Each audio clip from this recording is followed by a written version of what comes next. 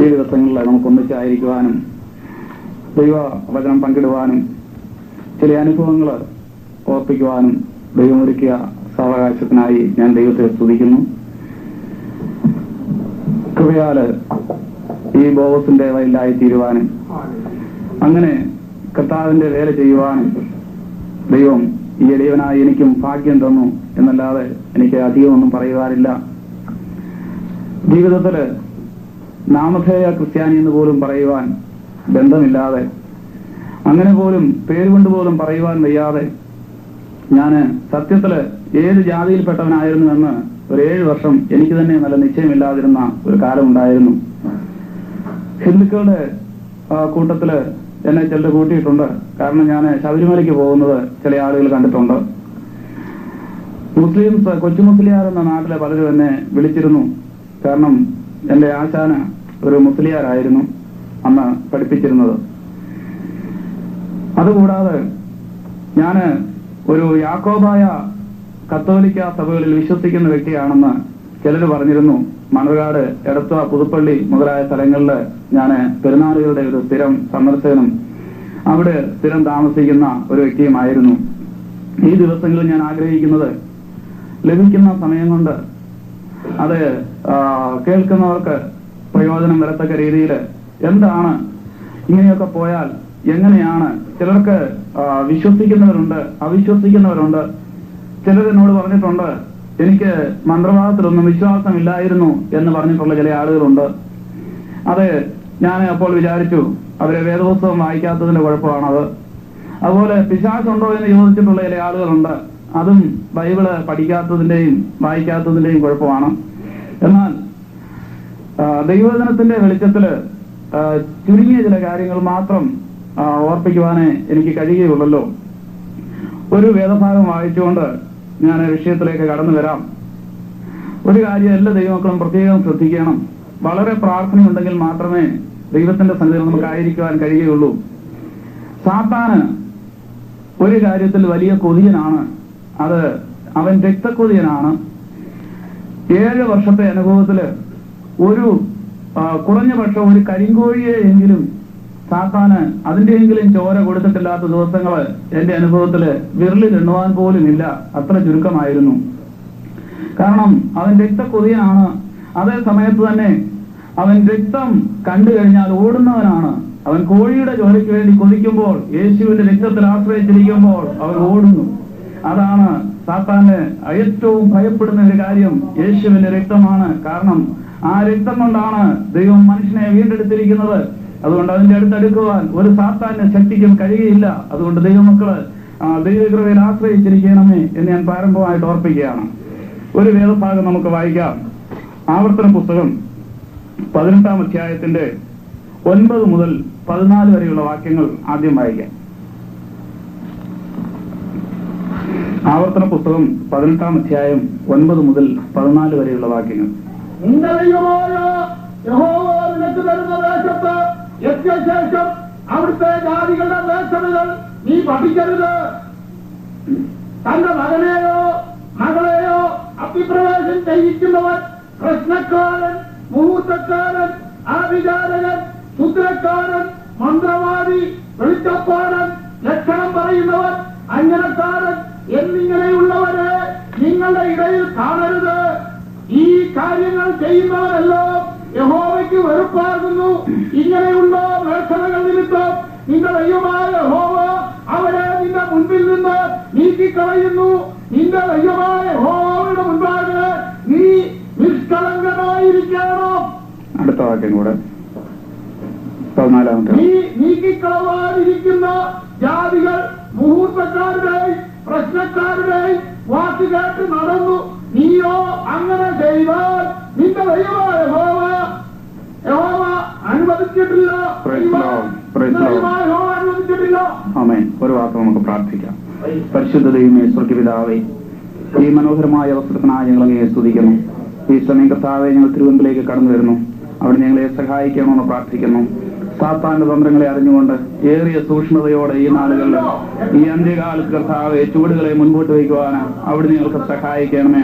പലപ്പോഴും ശത്രുക്കളെ ചതിവിൽ അകപ്പെടുത്തി വീഴിക്കുവാൻ നോക്കുമ്പോൾ അതിൽ നിർത്താതെ ഒഴിഞ്ഞിരിക്കുവാനുള്ള ദൈവകൃപ അവിടുന്ന് പകരണമെന്ന് പ്രാർത്ഥിക്കുന്നു. കടന്നു നിൽക്കുകയും അവിടുന്ന് സമൃദ്ധിയായി അനുഗ്രഹിക്കണമേ. ഈ ശുശ്രൂഷ അവിടുന്ന് മാനിക്കുകയും അനുഗ്രഹിക്കുകയും ചെയ്യണം. അനേകർക്ക് പ്രയോജനകരമായി തീരുവാൻ, അനേകായിരങ്ങൾക്ക് വിടുതലായി തീരുവാൻ സഹായിക്കണം. മാനവമുഖത്തോട് നെടുക്കണം. യേശുവിന്റെ നാമത്തിൽ അപേക്ഷിക്കുന്ന പിതാവേ, കൃപയോട് കേൾക്കണമേ. ഞാൻ വിശ്വാസ ജീവിതത്തിലേക്ക് കടന്നു വരുന്നത് 1980 എന്റെ ജീവിതത്തില് ആദ്യമായിട്ട് ഞാൻ ഒരു കൺവെൻഷന് സാക്ഷി പറഞ്ഞ രംഗം ഓർത്തു പോവുകയാണ്. അത് 1980 ഓഗസ്റ്റ് മാസം 20 ഒക്ടോബർ മാസം 20 അത് പുതുപ്പള്ളിയിലാണ് അന്ന് സാക്ഷി പറയുന്നത്. ആദ്യമായിട്ട് സാക്ഷി പറയുകയാണ്. ഒക്ടോബർ മാസം 15 പരിശുദ്ധാത്മാ വിഷയം പ്രാപിച്ചു. അതും കോട്ടയത്ത് വെച്ച് തന്നെയാണ്. അതിനു മുമ്പ് സെപ്റ്റംബർ മാസത്തില് ഞാൻ സ്നാനപ്പെട്ടു. എടത്തുവായിൽ വെച്ചാണ് സ്നാനപ്പെട്ടത്. കോട്ടയത്ത് പുളിക്കൽ കൊച്ചായൻ എന്നൊരു വ്യക്തി ഉണ്ടായിരുന്നു. അദ്ദേഹത്തിന്റെ വീട്ടിൽ വെച്ചുള്ള ഒരു ഉപവാസ പ്രാർത്ഥനയിലെ അഭിഷേകം പ്രാപിച്ചു. ആ സമയത്ത് തന്നെ ചില ദൈവദാസന്മാർ കൂടി തീരുമാനിച്ചു, പുതുപ്പള്ളി പള്ളിയുടെ അടുത്ത് വെച്ചൊരു കൺവെൻഷൻ നടത്തണം. പുതുപ്പള്ളി പള്ളിയുടെ തൊട്ട് താഴെ മാരാത്ത് എന്നൊരു വീടുണ്ട്. ആ വീട്ടുമുറ്റത്ത് ഒരു കൺവെൻഷൻ നടത്തുവാനായിട്ട് തീരുമാനിച്ചു. എന്നോട് പറഞ്ഞു, സാക്ഷി പറയണം. ഞാൻ ആദ്യമായിട്ടാണ് അന്ന് കൺവെൻഷന് സാക്ഷി പറയുന്നത്. ഞാൻ പറഞ്ഞു, ഞാൻ പറയാം, കാര്യങ്ങളെല്ലാം ഞാൻ തുറന്നു പറഞ്ഞുകൊള്ളാം, എന്റെ അനുഭവങ്ങളൊക്കെ പറഞ്ഞോളാം എന്ന് പറഞ്ഞു. അന്ന് ആ പള്ളിയിൽ എന്തോ ഒരു പ്രത്യേക പരിപാടി നടക്കുന്ന ദിവസമായിരുന്നു. ഞാൻ സേവകളെ കുറിച്ച് പറഞ്ഞു വന്ന കൂട്ടത്തിൽ എനിക്കുണ്ടായിരുന്ന ഒരു സേവ, അത് ഗീവർഗീസിന്റെ സേവയുണ്ടായിരുന്നു. അതിനെക്കുറിച്ച് ഞാൻ വിശദീകരിക്കുവാൻ തുടങ്ങി. ചില മിനിറ്റുകൾക്കകം ഏറുപടക്കത്തിന്റെ നീണ്ട നിര ഇങ്ങനെ തിരുതരാന്ന് വരാൻ തുടങ്ങി. സ്റ്റേജിന്റെ എവിടെ എവിടെയൊക്കെ കല്ലേലൊക്കെ കൊണ്ട് ചിലതൊക്കെ പൊട്ടി, ചിലത് സ്റ്റേജിൽ വന്ന് വീണ്, ചിലത് ദേഹത്ത് കൊണ്ടു. കാരണം എനിക്കറിയാം, ദേഹത്ത് കൊണ്ടാൽ ഏറുപടക്കം പൊട്ടത്തില്ല. അപ്പോഴ് ഒരു ദൈവദാസന് എന്റെ ചെവി വന്ന് ചോദിച്ചു, പേടിയുണ്ടോ? അത് ഇങ്ങനെയൊക്കെ പറയുമ്പോഴ് അതിങ്ങനെ എറിയും. ഞാൻ പറഞ്ഞു, എനിക്കൊരു പേടിയില്ല, കാരണം ഇത് പൊട്ടുന്നതല്ലെന്ന് എനിക്ക് നല്ല ധൈര്യമുണ്ട്. എന്നാൽ പൊട്ടുന്ന സൂത്രം എങ്ങനെ ഉണ്ടാക്കണമെന്ന് ഞാൻ അവർക്ക് പറഞ്ഞു കൊടുക്കാൻ, ഞാനതും പഠിച്ചിട്ടുള്ള ഒരുത്തനാണ് എന്ന് പറഞ്ഞിട്ട് ഞാൻ അവിടെ വളരെ എനിക്ക് ഗൗരവമില്ലാതെ തന്നെ, ഒരു ഭീതിയില്ലാതെ തന്നെ ആ പ്രശ്നത്തെ അഭിമുഖീകരിക്കുവാന് ദൈവം കൃപ തന്നു. എന്നാൽ അങ്ങനെയുള്ള അനുഭവങ്ങൾ പിന്നീട് എനിക്കുണ്ടായപ്പോഴൊക്കെ ഇതെന്റെ ജീവിതത്തിലെ ആദ്യത്തെ ഒരു അനുഭവമായിരുന്നതുകൊണ്ട് അത് പല പാഠങ്ങൾ അതിൽ നിന്ന് മനസ്സിലാക്കുവാനും അതനുസരിച്ച് മുൻകരുതലോട് തന്നെ നിൽക്കുവാനും അങ്ങനെ കൂടുതൽ പ്രാർത്ഥിക്കുവാനും ദൈവം അതിനുവേണ്ടി വഴികൾ ഒരുക്കി. അതോർത്തും ഞാൻ ദൈവത്തെ സ്തുതിക്കുന്നു. സാത്താൻ ഏറ്റവും പ്രയാസമുള്ള കാര്യമാണ് അവന്റെ തന്ത്രങ്ങളും അവന്റെ കാര്യങ്ങളും പുറത്തു പറയുക എന്നുള്ളത്. ഞാൻ ദൈവകൃപയിലേക്ക് വന്നു കഴിഞ്ഞപ്പോൾ എങ്ങനെയെങ്കിലും അവനെ വകവരുത്തി തരാമെങ്കിൽ അതിനുവേണ്ടി വില പറഞ്ഞ മുസ്ലിംസ് ഞങ്ങളുടെ നാട്ടിലുണ്ടായിരുന്നു. ഏതെങ്കിലും തരത്തില് തിരിച്ചു കൊണ്ടുവന്ന്, കാരണം ഞങ്ങളുടെ സ്ഥലത്ത് ഞാൻ ആദ്യമായിട്ടൊരു സാക്ഷി ഇതുപോലെ മൈക്കിൽ കൂടി പറഞ്ഞു കഴിഞ്ഞപ്പോൾ അവിടെ പകുതി ക്രിസ്ത്യാനികളും പകുതി മുസ്ലിമുകളുമാണ്. അവിടുത്തെ ക്രിസ്ത്യാനികളെല്ലാം എന്നെ കൊച്ചു മുസ്ലിയാർ എന്ന് വിളിച്ചിരുന്നു. അതുകൊണ്ട് എല്ലാവരും ധരിച്ചിരുന്നത് ഞാൻ മതം മാറി എന്നാണ്. എന്റെ ആശാന് ഞാൻ ആദ്യമായിട്ട് ശിഷ്യത്വം സ്വീകരിച്ച അന്ന് എഴുതിയ ജാതകം അനുസരിച്ച് എന്റെ 22ാമത്തെ വയസ്സില് ഞാൻ നിൽക്കുന്ന മതത്തിൽ നിന്ന് മാറും എന്ന് അദ്ദേഹം ജാതകം എഴുതിയിരുന്നു. അതുകൊണ്ട് 22 വയസ്സ് ആകുന്ന അന്ന്, അതായത് ഇന്ത്യൻ ഭരണഘടന അനുസരിച്ച് പ്രായപൂർത്തി കഴിഞ്ഞെങ്കിൽ മാത്രമേ മതം മാറുവാൻ പറ്റുകയുള്ളല്ലോ. അതനുസരിച്ച് ഞാൻ മുസ്ലിം മതം സ്വീകരിക്കണം എന്ന് എന്നോട് പറഞ്ഞു. ഞാൻ എഴുതി കൊടുത്തു, ഞാൻ മുസ്ലിം മതം സ്വീകരിച്ചു കൊള്ളാം. അതെ, പക്ഷെ ഒരു കാര്യം സംഭവിച്ചു, ഞാൻ മതം മാറുക തന്നെ ചെയ്തു. പക്ഷേ ആ 22ാമത്തെ വയസ്സിലാണ് കൃപയാൽ രക്ഷിക്കപ്പെടുവാൻ കർത്താവ് എനിക്കിടയാക്കി തീർത്തത്. അങ്ങനെ ഞാൻ അവരുടെ മതത്തിൽ നിന്നും ദൈവകൃപയിലേക്ക്, ക്രിസ്തുവിന്റെ മാർഗത്തിലേക്ക് കടന്നു വരുവാൻ വലിയവനായ ദൈവം എനിക്ക് സഹായിച്ചു. എന്റെ 13ാമത്തെ വയസ്സിൽ, അതായത് 1970 ഞാൻ 8ാം ക്ലാസ്സില് വിദ്യാഭ്യാസത്തിനായിട്ട് കയറി.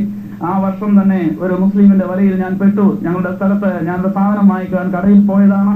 എന്നെ ആകർഷിക്കുന്ന ചില മധുര പലഹാരങ്ങൾ ഇരിക്കുന്ന ഒരു കട കണ്ടുകൊണ്ട് ഞാൻ അവിടേക്ക് കടന്നു ചെന്ന് എനിക്ക് വേണ്ട സാധനം ചോദിക്കുവാൻ ചെന്നപ്പോൾ ആളിനെ കണ്ടില്ല. അകത്ത് കയറി നോക്കിയപ്പോൾ ഒരു തലക്കെട്ടുകാരന്, ഒരു നല്ല താടിക്കാരൻ അവിടെ ഇരുന്ന് എന്തോ സാധനം മറ്റൊരു ഭരണിയിലേക്ക് പകരുകയാണ്.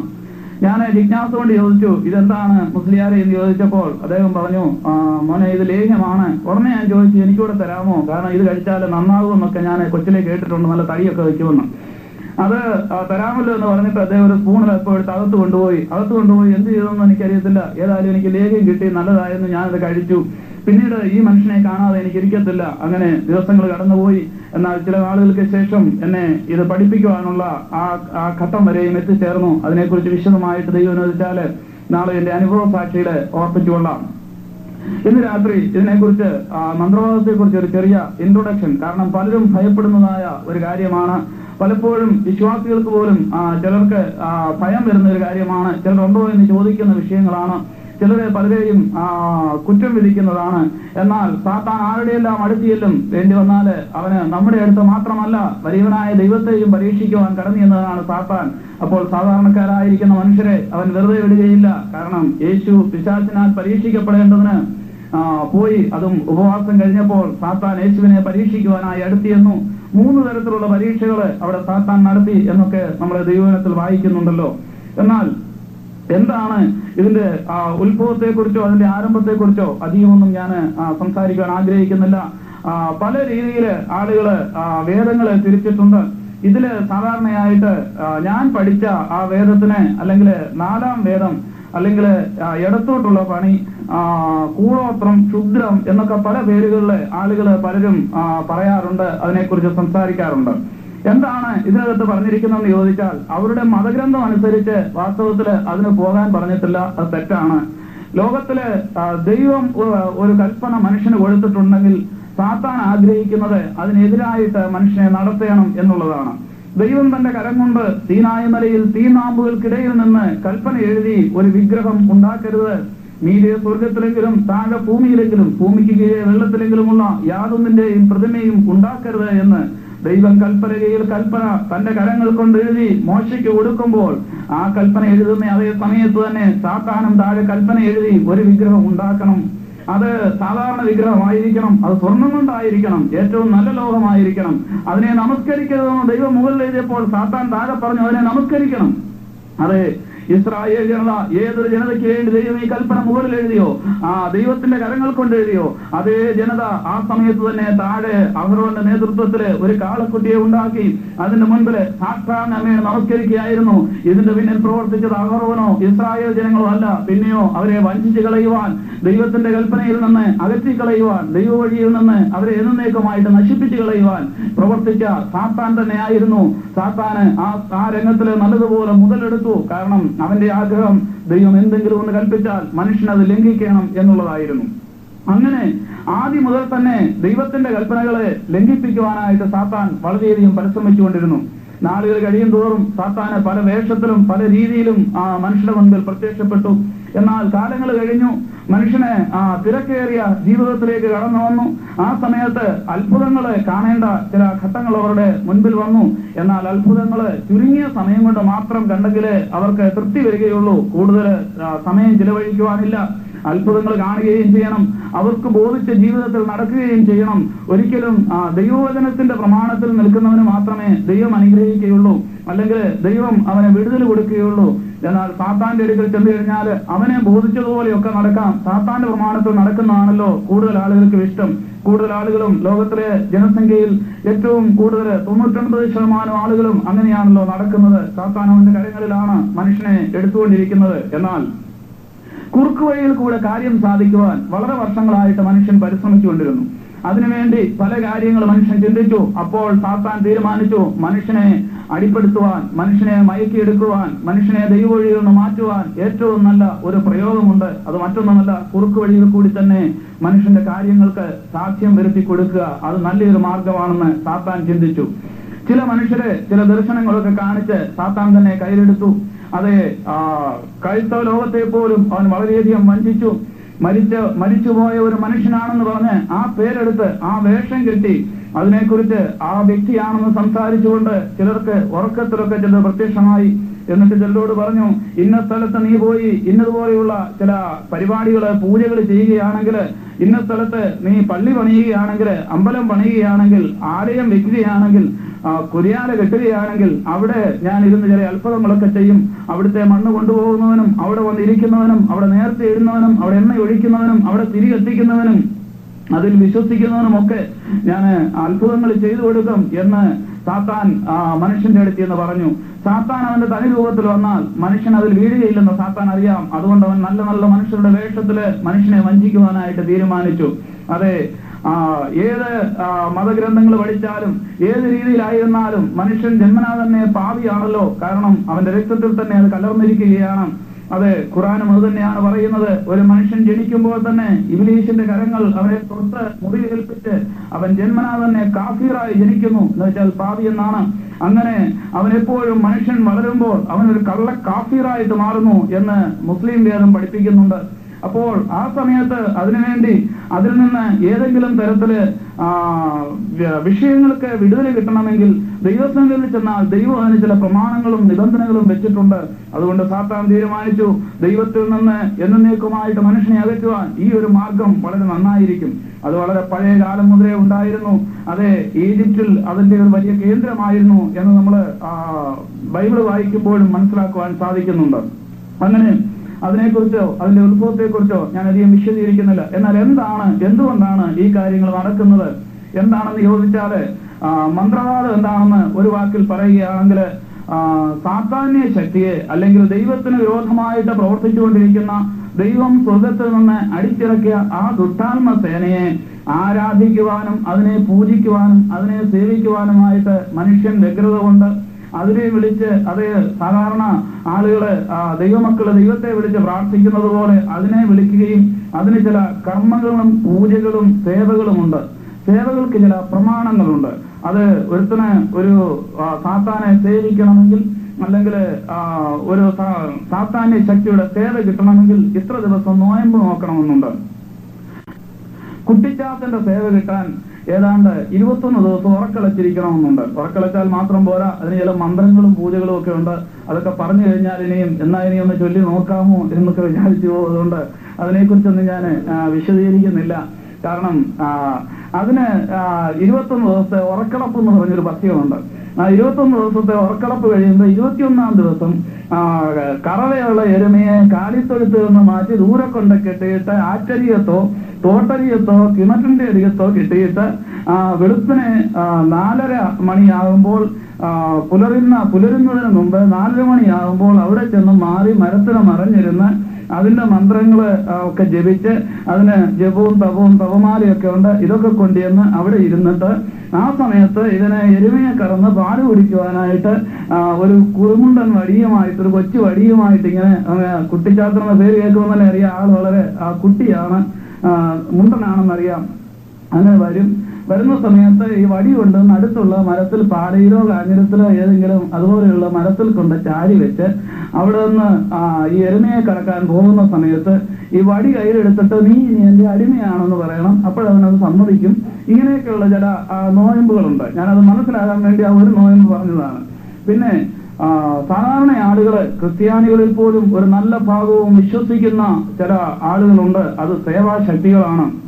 ഇപ്പോൾ ഒരു ഉദാഹരണം പറഞ്ഞാല് 41 ദിവസം നോയമ്പ് നോക്കിയാല് മാതാവിന്റെ സേവ കിട്ടും എന്ന് ആശാൻ എന്നോട് പറഞ്ഞു. അങ്ങനെ മാതാവിന്റെ സേവയെക്കുറിച്ച് പറയുകയാണെങ്കിൽ അതിനും ഇതുപോലെയുള്ള ചില തപങ്ങളും ജപങ്ങളും കുന്തിരിക്കം, മെഴുകുതിരി, സാമ്പ്രാണി മുതലായ കാര്യങ്ങളൊക്കെ കത്തിക്കണം. ഗീവർഗീസിന്റെ സേവയ്ക്കാണെങ്കിൽ മുമ്പ് ഞാൻ പറഞ്ഞതുപോലെ കോഴിച്ചോര ഉണ്ടെങ്കിൽ മാത്രമേ 21 ദിവസവും കരിങ്കോഴിയുടെ രക്തം എല്ലാ ദിവസവും കൊടുത്തിരിക്കണം. അപ്പോൾ തന്നെ മനസ്സിലാക്കാൻ സാധിക്കും. അത് ഉദാഹരണം തെളിവ് പറയുകയാണെങ്കിൽ ഇന്നും പുതുപ്പള്ളി എടത്തുവ മുതലായ ആ മനോഹരമായ ദേവാലയങ്ങളിൽ പെരുന്നാളുകൾ നടക്കുമ്പോൾ മേടമാസത്തിലെ ഒരു പ്രത്യേക ദിവസമുണ്ട്. മേടമാസം 23-ാം തീയതിയും 24-ാം തീയതിയും ഏതെങ്കിലും ഒരു ദിവസം അവിടെ ഒരു കോഴിയെങ്കിലും കുറഞ്ഞപക്ഷം കണ്ടിച്ചിരിക്കും. പണ്ടൊക്കെ കോഴികളുടെ കൂമ്പാരം തന്നെയായിരുന്നു ആ പള്ളികളിൽ വന്നിരുന്നത്. ദൈവത്തിന് അല്ലെങ്കിൽ ദൈവിക മനുഷ്യൻ എന്തിനാണ് രക്തത്തിന്റെ ആവശ്യം? അത് സാത്താന്യമാണെന്ന് അപ്പോൾ തന്നെ മനുഷ്യന് മനസ്സിലാക്കാൻ കഴിയും. പക്ഷെ അത്രയും മനുഷ്യൻ ചിന്തിക്കാൻ അങ്ങോട്ട് പോകുന്നതിന് മുമ്പ് തന്നെ സാത്താൻ മനുഷ്യന്റെ ആ ചിന്താമണ്ഡലത്തെ പിടിച്ചു നിർത്തും. അതുകൊണ്ട് തന്നെയാണ് പൗലോസ് പറഞ്ഞത്, ബുദ്ധിയില്ലാത്ത ഗലാത്യരെ, കർത്താവായ യേശുക്രിസ്തു ക്രൂശിക്കപ്പെട്ടവനായ നിങ്ങളുടെ മുൻപിൽ വരച്ചു കെട്ടിയിരിക്കെ നിങ്ങളെ ക്ഷുദ്രം ചെയ്ത് മയക്കിയത് ആരാണ്? സാത്താൻ അത് മയക്കിയിരിക്കുകയാണ്. എന്നാൽ അങ്ങനെ പല സേവകള്, പുണ്യവാന്മാര്, പുണ്യവതികള്, അതുപോലെ തന്നെ ശബരിമല, അതിനെക്കുറിച്ച് ദൈവം അനുവദിച്ചാല് ഞാൻ ഓരോ ദിവസങ്ങളിൽ വിശദീകരിച്ചുകൊള്ളാം. ഇന്ന് ഇതിന്റെ ഒരു മുഖവുര മാത്രമാണ് പറയുന്നത്. അതുപോലെ ജിന്നുകളുടെ സേവകള്, ഇബിലീസുകളുടെ സേവകള്, മുസ്ലിം സമുദായത്തിലെ ജിന്നുകളെന്നും ഇബിലീസുകളെന്നും രണ്ടായിട്ട് ഇവയെ തിരിച്ചിട്ടുണ്ട്. അപ്പോൾ അവരുടെ കണക്കനുസരിച്ച്, ഈ മാന്ത്രികന്റെ കണക്കനുസരിച്ച് ഒരു മനുഷ്യന്റെ കൂടെ 30 ഇബിലീസുകളും 5 ജിന്നുകളും ഏത് സമയത്തും ഉണ്ടായിരിക്കും. ആ ജിന്നുകൾക്ക് ഇവന്റെ സകല രഹസ്യങ്ങളും മനസ്സിലാക്കുവാൻ സാധിക്കും. ഇവന്റെ ഭാഷയും ഇവന്റെ വേഷവും സ്വഭാവവും സംസാരവും ശബ്ദവും എല്ലാം ഈ ഇബ്ലീസുകളുടെയും ജിന്നുകളുടെയും കയ്യിലുണ്ട്. അപ്പോൾ ഏതെങ്കിലും ഒരു വ്യക്തി ലോകത്തിൽ മരിച്ചുപോയി കഴിഞ്ഞാൽ ആ മരിച്ച ആത്മാവിനെ വരുത്തി കൊടുക്കുക അതിന് വളരെയധികം പൈസ കിട്ടുന്ന പരിപാടിയാണ്. മന്ത്രവാദം എന്ന് പറയുന്നത് തന്നെ ഒരു ബിസിനസ് ആണെന്ന് ഞാൻ ഇനിയും പ്രത്യേകം പറയേണ്ട കാര്യമില്ലല്ലോ. ചെയ്യുന്നവർക്ക് ഇതൊരു ബിസിനസ്സാണ്, ചെയ്യിക്കുന്നവർക്ക് ഇതൊരു സന്തോഷമാണ്, അസൂയ മൂത്താണ് ഇത് സാധാരണ എല്ലാവരും ചെയ്യിക്കുന്നത്. എന്റെ 7 വർഷത്തെ അനുഭവത്തിനിടയ്ക്ക് ഏറ്റവും കൂടുതൽ ആളുകളെ ജയിക്കാൻ വന്നിട്ടുള്ളത് സ്വന്തത്തിൽപ്പെട്ടവരും ബന്ധത്തിൽപ്പെട്ടവരും ഒക്കെയാണ് കൂടുതലും. കാരണം ഒരു ചെറിയ ഉദാഹരണം പറഞ്ഞാല്, കുവൈറ്റില് ജോലി ചെയ്തിരുന്ന എരുമേലിക്കടുത്ത ഒരു സ്ഥലവാസി ഉണ്ടായിരുന്നു. അദ്ദേഹത്തെ തിരിച്ച് നാട്ടിൽ വരുത്തുകയാണെങ്കിൽ, ജോലിയില്ലാതെ മടക്കി വരുത്തുകയാണെങ്കിൽ 10,000 രൂപ തരാമെന്നും പറഞ്ഞ് ഒരു വ്യക്തി എന്റെ അടുത്തൊരിക്കൽ സമീപിക്കുകയുണ്ടായി. ആ സമീപിച്ച വ്യക്തിയെ കുറിച്ച് ഞാൻ ചോദിച്ചു. പറഞ്ഞു വന്നപ്പോൾ അദ്ദേഹത്തിന്റെ ഉപ്പാപ്പനാണ് ഇതെന്ന് മനസ്സിലായി. അപ്പോൾ മനുഷ്യർക്ക് അസൂയ കൊണ്ടും ഒരുത്തൻ എന്നേക്കാൾ ഉയരരുത്, ഒരുത്തൻ എന്നേക്കാൾ നന്നാകരുത്, ഒരുത്തൻ എന്നേക്കാൾ വലിയവനാകരുത്, പണക്കാരനാകരുത്, ഇങ്ങനെയുള്ള ഒത്തിരി കാര്യങ്ങളുണ്ട്. അപ്പോൾ ഇത് ബിസിനസ്സിന് ഇരിക്കുന്നവരാണ്. അവര് അതനുസരിച്ച് അവർക്ക് കാശ് കിട്ടണം. പിന്നെ അതുകൂടാതെ ഒക്കുക എന്ന് പറഞ്ഞു വിടുകയാണെങ്കിൽ അവരുടെ വില പോകും. അപ്പോൾ ഇത് ഫലിക്കാത്ത ചില കൂട്ടരുണ്ട്. അവരെ കുറിച്ച് ഞാൻ തെളിവ് സഹിതം ദൈവം അനുവദിച്ചാല് നാളെ ഓർപ്പിച്ചോളാം. അങ്ങനെ ആളുകള് ഇതിന്റെ പിന്നാലെ പോകുവാൻ തുടങ്ങി. കുറുക്കുവഴിയിൽ കൂടി കാര്യം സാധിക്കുവാനായിട്ട് പോകാൻ തുടങ്ങി. പക്ഷേ ഈ കുറുക്കുവഴിയിൽ കൂടി കാര്യം സാധിക്കാൻ പോയി കഴിഞ്ഞപ്പോൾ ആളുകൾക്ക് തന്നെ, ഇതിന് പോയവർക്ക് മനസ്സിലായി, ചെയ്ത് 2 കുടുംബങ്ങളും ഒടുവിൽ വെളുക്കുകയല്ലാതെ വേറെ യാതൊരു മാർഗവുമില്ലാത്ത ഒരു പരിപാടിയാണ് ക്ഷുദ്രമെന്ന് പറയുന്നത്. കാരണം ദൈവം മനുഷ്യന് പ്രമാണം കൊടുത്തപ്പോൾ നീ ക്ഷുദ്രക്കാരന്റെ അടുത്ത് പോകരുത്, അങ്ങനെ ഒരു ക്ഷുദ്രക്കാരനോ മന്ത്രവാദിയോ വെളിച്ചപ്പാടനോ നിന്റെ ദേശത്തുണ്ടെങ്കിൽ അവനെ കല്ലെറിഞ്ഞു കൊല്ലണം എന്നാണ് ദൈവവചനത്തിൽ ദൈവം കൊടുത്തിരിക്കുന്ന പ്രമാണം. എന്തുകൊണ്ടാണെന്ന് ചോദിച്ചാൽ, സാത്താനെ സേവിക്കാൻ പോയാൽ അന്ത്യനിമിഷത്തില് അവസാനം ഒന്നുമില്ലാത്തവനെ പോലെ 2 കുടുംബങ്ങളും വെളുപ്പിച്ചു കൊടുക്കുന്ന പരിപാടിയാണ് ഈ ക്ഷുദ്രപ്രയോഗം കൊണ്ട് നടന്നിട്ടുള്ളതും ഇന്ന് നടക്കുന്നതും അത് തന്നെയാണ്. പിന്നെയും എന്തുകൊണ്ട് മനുഷ്യൻ പോകുന്നെന്ന് ചോദിച്ചാൽ, താൽക്കാലികമായ ഒരു സമാധാനം മാത്രം കിട്ടുന്നു. ഇത് താൽക്കാലികമാണെന്നുള്ളതിന് ഞാൻ ഒരു ഉദാഹരണം പറയാം. ഞാനൊരിക്കല് കോന്നി വകയാറെന്ന് പറഞ്ഞ സ്ഥലത്ത് ഒരു ചികിത്സ കഴിഞ്ഞിട്ട് നേരെ തിരിച്ചു വരികയാണ്. പത്തനംതിട്ട ഒരു വീട്ടിൽ വന്ന് വെളുപ്പിനെ 5 മണിക്ക് അവിടെ ഒരു തകിട് എഴുതി കൊടുക്കണം. തലേ ദിവസം വൈകിട്ട് അവിടെ പറഞ്ഞിട്ടുണ്ട്, നാളെ വെളുപ്പിനെ 5 മണിക്ക് ഇവിടെ തകിട് എഴുതണം, ഇല്ലെങ്കിൽ ഇവിടെ ആരെങ്കിലും ഒരാൾ മരിച്ചു പോകും എന്ന് പറഞ്ഞിരിക്കുകയാണ്.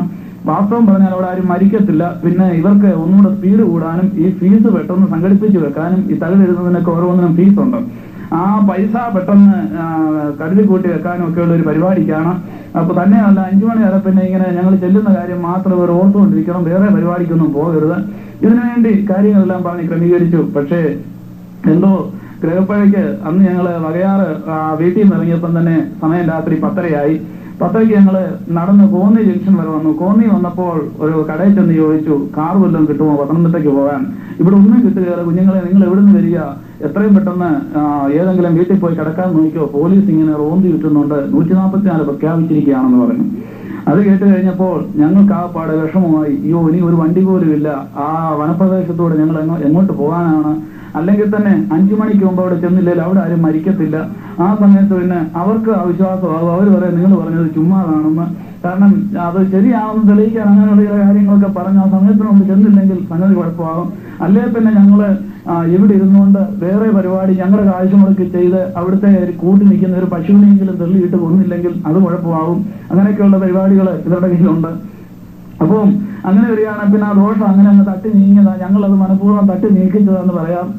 മനഃപൂർവ്വം തട്ടിക്കളഞ്ഞിട്ട് ഞങ്ങളത് തട്ടി നീക്കിച്ചതാന്നൊക്കെ പറഞ്ഞ ചില സംഭവങ്ങളൊക്കെ ഉണ്ട്. അപ്പോൾ അതുകൊണ്ട് ഞങ്ങൾ ആകെ വിഷമിച്ചു. ഏതായാലും എന്റെ കൂടെയുള്ള കൂട്ടുകാരനെന്ന് ചങ്ങനാശ്ശേരി SP കോളേജിൽ പഠിക്കുന്ന ഒരു വ്യക്തിയായിരുന്നു, വിദ്യാർത്ഥിയായിരുന്നു. അദ്ദേഹം എന്നോട് ചോദിച്ചാൽ എന്താ ചെയ്യേണ്ടത്? ഞാൻ പറഞ്ഞു നമുക്ക് അവിടെ എത്തി നോക്കത്തുള്ളൂ, നമുക്ക് നടക്കാമെന്ന് പറഞ്ഞു.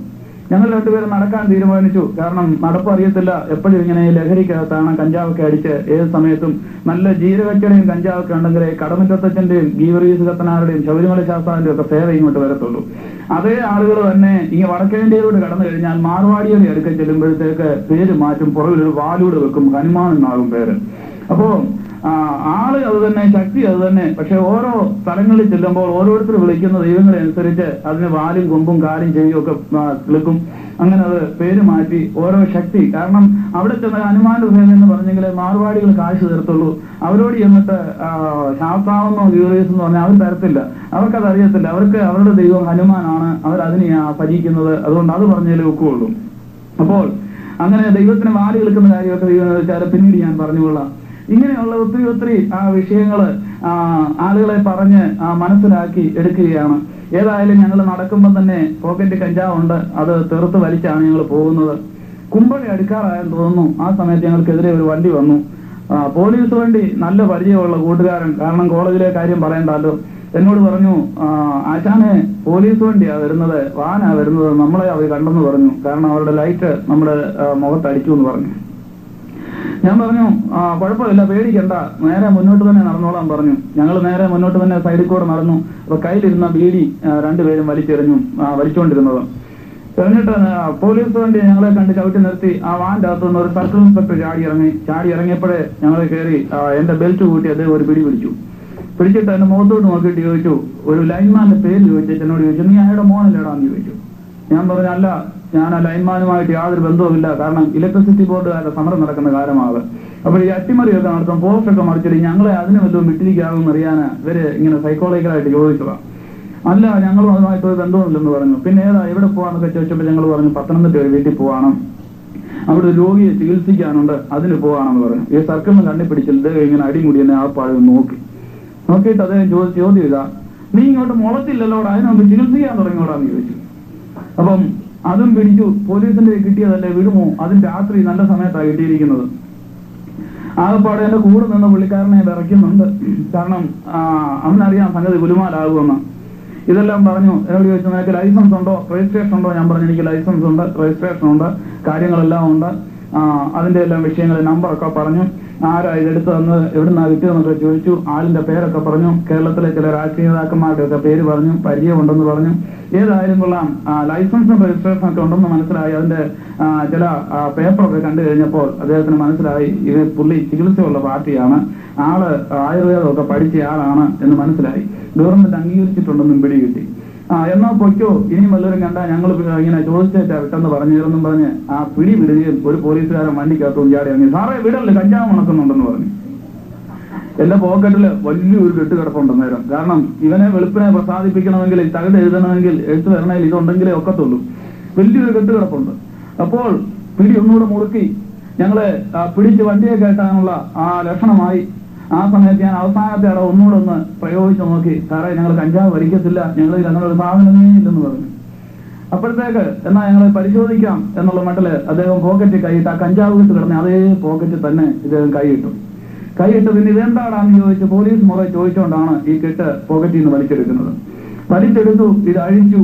അപ്പോഴത്തേക്ക് എന്റെ കൂടെ നിന്ന പുള്ളി മിക്കവാറും താഴെ വീഴുമെന്നുള്ള മട്ടായി. പുള്ളി എന്തൊക്കെ അവിടെ നിന്ന് ചെയ്തെന്ന് ഞാൻ ഇപ്പൊ പറയുന്നില്ല. അതുപോലുള്ള വിഷമസ്ഥിതി വരെ എത്തി. ഇത് എന്താണെന്ന് ചോദിച്ചാൽ അഴിച്ചപ്പോൾ അതിനകത്ത് നിറച്ച കൊച്ചുബീഡിയാണ്. നമ്മുടെ നാട്ടിലെ ചെറിയ ബീഡി, രണ്ടു തരം ബീഡി ഉണ്ടല്ലോ, കൊച്ചുബീഡിയും വലിയ ബീഡി. അത് കുറച്ചെണ്ണം താഴെ പോയപ്പോഴത്തേക്ക് കഞ്ചാവ് ബീഡി ആയിരിക്കും എന്ന് വിചാരിച്ച് അദ്ദേഹം പോയതൊക്കെ കുനിഞ്ഞെടുത്തിട്ട് മൂന്നാണെന്ന് ഒന്നിച്ച് പിടിച്ച് ഇങ്ങനെ ഒടിച്ച് ഇതിന്റെ അകത്തെ ചുക്ക ഇങ്ങനെ കയ്യിൽ കുടഞ്ഞിട്ടിട്ട് അത് മണപ്പിച്ച് നോക്കി, നാക്ക് വെച്ച് രുചിച്ച് നോക്കി. അത് ഏതെല്ലാം രീതിയിൽ പരിശോധിക്കാൻ അറിയാമോ ആ രീതിയിലെല്ലാം ചെയ്ത് നോക്കി. ഇത് സാധാരണ ബീഡിയാണ്. ഞാൻ അന്നേരവും ഇതിന് ഒരു മുഖവര പോലെ പറഞ്ഞുകൊണ്ടിരിക്കുക, സാറേ ഞങ്ങൾക്ക് ഈ കൊച്ചുബീഡി വലിക്കുന്ന ഒരു ദുസ്വഭാവമുണ്ട്. രാത്രി ഉറക്കളച്ച് ഞങ്ങൾ പോകുമ്പം ഇത് ഞങ്ങൾ വലിച്ചു പോകുന്നതാ, അതിന് കോന്നില്ല, കടയിൽ ഞങ്ങൾ ഒരു 25 ബീഡി വാങ്ങിച്ചതാ എന്നൊക്കെ പറഞ്ഞ് അദ്ദേഹത്തോട് പറഞ്ഞു. വാസ്തവത്തിൽ അത് തെറുക്കാത്ത കഞ്ചാവ് തന്നെയായിരുന്നു, പച്ച ജീരകത്തിലെയും കഞ്ചാവ് തന്നെയായിരുന്നു, ബീഡിക്കകത്തൊന്നും അല്ലായിരുന്നു ഇരുന്നത്. എന്നാൽ അദ്ദേഹത്തിന്റെ മുന്നിൽ വെച്ച് ഇത് കൊച്ചു ബീഡിയായിട്ട് മാറിയതാണ്. അപ്പോൾ ഈ ഇറങ്ങി വന്ന പോലീസുകാരനോട് ഈ പോലീസ് ഉദ്യോഗസ്ഥൻ ചോദിച്ചു, എന്തോ ആടൂ തനിക്ക് രാത്രി കഞ്ചാവില്ലാതെ ഒക്കത്തില്ലയോ എന്ന് ചോദിച്ച് അദ്ദേഹത്തോട് തട്ടിക്കേറി. അതിനുശേഷം എതിരെ വന്ന ഒരു വണ്ടിയേല് കൈ കാണിച്ചു നിർത്തി ആ വണ്ടിക്കാരോട് പറഞ്ഞു, ഇതേണ്ട ഇവരെ പത്തനംതിട്ട ഇന്നോട് തിറക്കി വിട്ടേക്കണം എന്ന് പറഞ്ഞ് ഞങ്ങളെ അവിടുന്ന് ആ വണ്ടിയെ കയറ്റി വിട്ടു. എന്നാൽ അത് എത്ര നേരത്തേക്ക് നിൽക്കുമെന്ന് ചോദിച്ചാൽ കേവലം 15 മിനിറ്റ് നേരം മാത്രമേ അത് നിൽക്കുകയുള്ളൂ. നേരെ മറിച്ച് ആ പോലീസുകാര് ഞങ്ങൾ എവിടെ ഒന്നും വിടാതെ ഒരു 15 മിനിറ്റ് നേരം അവിടെ നിർത്തി ഞങ്ങളെ ചോദ്യം ചെയ്തുകൊണ്ടിരിക്കുകയാണെന്നിരിക്കട്ടെ. ആ സമയത്ത് അത് 15 മിനിറ്റ് കഴിയുമ്പോൾ ഇത് കഞ്ചാവാകും, അവരുടെ തൊഴിൽ സാധനം കിട്ടും, സംഗതി ആപ്പാടെ ഗുലുമാലാകും, ഞങ്ങൾ അകത്താകും, ആരെല്ലാം വന്നാൽ ഇറക്കിക്കൊണ്ട് പോകാൻ വയ്യാത്ത വല്ലാത്തൊരു കേസാകും, മയക്കുമരുന്നുകൾ കൊണ്ടു നടക്കുന്നതെന്നുള്ള ഇത് പേരുണ്ടാകും, അങ്ങനെ വലിയ തകരാറിലാകും. ഞാൻ പത്തനംതിട്ട ബ്രദറൻ ഹോളിൽ വെച്ച് ICPFന്റെ ഒരു മീറ്റിങ്ങിന് കോളേജ് സ്റ്റുഡൻസിന്റെ ഇടയിൽ ഈ സാക്ഷി പറഞ്ഞ സമയത്ത് അവിടെ ചില പോലീസ് ഉദ്യോഗസ്ഥന്മാരൊക്കെ അതിനടുത്ത് ഒരു കോടതിയുണ്ട്, അതിന്റെ മുൻപിൽ ഇങ്ങനെ പുറത്തിറങ്ങി നിൽക്കുന്നുണ്ടായിരുന്നു. അവർ വളരെ ശ്രദ്ധിച്ച് ഈ കഞ്ചാവ് കെട്ടിന്റെ കാര്യം. ഒടുവിൽ ഇത് കഴിഞ്ഞപ്പോൾ ഒരു പോലീസുകാരൻ പറഞ്ഞു, എടാ ഞാനൊന്നും ഉണ്ടായിരുന്നല്ലോ എന്ന് പറഞ്ഞു വാനേല്. അപ്പോ ഈ സംഭവം ഞാൻ നോക്കുന്നുണ്ടെന്ന് പറഞ്ഞു. ഞാൻ പറഞ്ഞു വിടരുത്, കിട്ടിയാ വിടല്ലേ, കുറഞ്ഞത് നിങ്ങൾ ഒരു 30 മിനിറ്റ് കഴിയാതെ വിട്ടേക്കരുതെന്ന് പറഞ്ഞു നീ ഇപ്പം കിട്ടിയാൽ. അപ്പോൾ എന്താണെന്ന് ചോദിച്ചാൽ, ഞാൻ ഈ ഉദാഹരണം പറഞ്ഞതിനാന്ന് ചോദിച്ചാൽ ഇതിനൊരു കാലാവധിയുണ്ട്. ഏത് ക്ഷുദ്രപ്രയോഗത്തിനാണെങ്കിലും ഏത് മന്ത്രവാദത്തിനാണെങ്കിലും ഒരു കാലാവധിയുണ്ട്. ആ കാലാവധി കൊണ്ട് മാത്രമേ ഒരു നന്മ ചെയ്ത് പിടിപ്പിക്കാനൊക്കത്തുള്ളൂ. എന്നാൽ ഒരുത്തനെ തിന്മ ചെയ്ത് പിടിപ്പിക്കണമെന്ന് വെച്ചാൽ ജീവിതകാലം മുഴുവന് ഒരുത്തനെ നശിപ്പിച്ചിട്ടേക്കാം, ഒരു കുടുംബത്തെ നശിപ്പിച്ചിട്ടേക്കാം എന്ന് വിചാരിച്ച് ചെയ്യാൻ സാധിക്കും. എന്നാൽ അവന്റെ ആ തിന്മയിൽ നിന്ന് മാറ്റി ഒരു നന്മയിൽ അവനെ നിർത്തണം എന്ന് കണ്ടു കഴിഞ്ഞാൽ, അല്ലെങ്കിൽ ഏതെങ്കിലും അങ്ങനെയുള്ള ഒരു വഴി ഒരു പ്രയോഗം ചെയ്യണമെന്ന് കണ്ടു കഴിഞ്ഞാൽ അതിനൊരു കാലാവധിയുണ്ട്. അതിന് ചില വർഷങ്ങളുണ്ട്, മണിക്കൂറുകള്, മിനിറ്റുകള്, ആഴ്ചകള്, മാസങ്ങള്, വർഷങ്ങള്. അങ്ങനെ വർഷങ്ങള് നീണ്ടു നിൽക്കുന്നത് ചെയ്യണമെങ്കിൽ അതിന് വളരെയധികം ചിലവാണ്. അങ്ങനെയുള്ള ആ പ്രയോഗങ്ങൾ കുറച്ചുനാൾ കഴിയുമ്പോൾ ഇത് ചെയ്ത് അടുത്തയാളുടെ അടുത്ത് തിരിച്ചില്ലും. കാരണം എന്താണെന്ന് ചോദിച്ചാൽ അതിന്റെ കാലാവധി തീർന്നു കഴിയുമ്പോൾ അത് നേരെ തിരിച്ചു വരും. തിരിച്ചു വന്നിട്ട് ഇത് ചെയ്തു വിട്ടത് ആരാണെന്ന് വെച്ചാൽ അവിടെ വന്ന് പറയും എന്റെ സമയം കഴിഞ്ഞു എന്ന് പറയും. സമയം കഴിഞ്ഞു എന്ന് പറയുമ്പോൾ ഈ ചെയ്തയാള് നോക്കും ഇത് ചെയ്യിച്ചതാരാണെന്ന്. അപ്പോൾ നോക്കുന്നതിന് പല പരിപാടികളുണ്ട്. ഇവിടെ ചില വാക്യങ്ങളൊക്കെ നമ്മൾ വായിച്ചു. പ്രശ്നക്കാരൻ, മുഹൂർത്തക്കാരൻ. ഈ മുഹൂർത്തക്കാരൻ എന്ന് പറയുന്നത് ഇന്ന് നമ്മുടെ നാട്ടിൽ കൂടുതലും മുഹൂർത്തക്കാരനായിട്ട് ഒരു മനുഷ്യൻ എല്ലാവരുടെയും വീടുകളിലുണ്ട്. പക്ഷെ ആ പുള്ളിയോട് വിഷയം ചോദിക്കുന്നവര് വളരെ കൂടുതലാണ്, ചോദിക്കാത്തവർ വളരെ കുറവാണ്. ആ മനുഷ്യന്റെ പേര് മലയാളം കലണ്ടർ എന്നാണ്. മുഹൂർത്തക്കാരൻ. ഭിത്തിയിൽ തൂക്കിയിട്ടിരിക്കുന്ന ആ മുഹൂർത്തക്കാരനെ, നാട്ടിലെ ആ മുഹൂർത്തക്കാരനെ എല്ലാവരും ഓർത്ത് നോക്കി. ആ മനുഷ്യന്റെ പേര് കലണ്ടർ എന്നാണ്. ആ കലണ്ടറിന്റെ അടുത്ത് എന്നിട്ട് ചോദിക്കും, കല്യാണത്തിന് വെണ്ണം ചെറുക്കലും കൂടെ ഇറങ്ങാൻ നേരമായോ, വ്യാഴാഴ്ചയാണോ തിങ്കളാഴ്ചയാണോ എന്ന് ചിന്തിച്ചിട്ട് അതില് എത്ര മണിക്കാണ് രാഹുകാലം, എത്ര മണിക്കാണ് ഗുളികകാലം, രാഹു തീർന്നോ, അത് കഴിഞ്ഞ് ഇറങ്ങാറായോ, ഏതാണ് നല്ല മുഹൂർത്തം, ഇങ്ങനെയൊക്കെ നോക്കുന്ന ആളുകൾ. കാരണം ഹൈന്ദവരുടെ ഇടയില് ജാതകം എഴുതുന്ന ജ്യോതിഷന്റെ അടുത്ത് ചെന്നിട്ട് കല്യാണത്തിന് പറ്റിയ മുഹൂർത്തം അവിടെ വെച്ച് നിശ്ചയിക്കും. എന്നാൽ ക്രിസ്ത്യാനികളുടെ ഇടയില് അതിനുവേണ്ടി അവർ പോകത്തില്ല. കാരണം അവർക്ക് മുഹൂർത്തം നോക്കി മാല എടുത്തില്ല. പക്ഷെ ഇത് നോക്കിയേ എവിടെ നിറങ്ങത്തുള്ളൂ, വീട്ടിൽ നിന്നിറങ്ങി വണ്ടിയിലോട്ട് കയറത്തുള്ളൂ.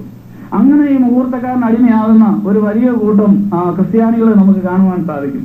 പക്ഷെ ദൈവമക്കളെ സംബന്ധിച്ചിടത്തോളം അവരങ്ങനെയൊന്നും പോകാറില്ല, അവരങ്ങനെയൊന്നും നോക്കാറില്ല. അതോർത്ത് ഞാൻ ദൈവത്തെ സ്തുതിക്കുന്നു. ഏതായിരുന്നാലും കാരണം ദൈവമക്കൾക്ക് ഈ പ്രശ്നം ബാധകമല്ല. അത് ദൈവം എന്ന് വെച്ചാൽ ഞാൻ തെളിയിച്ച് നാളെ സംസാരിക്കാം എന്ന് ആഗ്രഹിക്കുന്നു. ദൈവമക്കളെ സംബന്ധിച്ചിടത്തോളം അവരെ ഇത് ബാധിക്കുകയില്ല. എന്നാൽ ഏതാണ്ട് ഇതിന്റെ കാലാവധി തീർന്നു കഴിയുമ്പോൾ ഇത് തിരിച്ചു വരുമ്പോൾ ഈ വ്യക്തി എന്ത് ചെയ്യുമെന്ന് ചോദിച്ചാൽ എങ്ങനെ മനസ്സിലാക്കും? അതെ, അജ്ഞനക്കാരൻ എന്നോട് വായിച്ചു.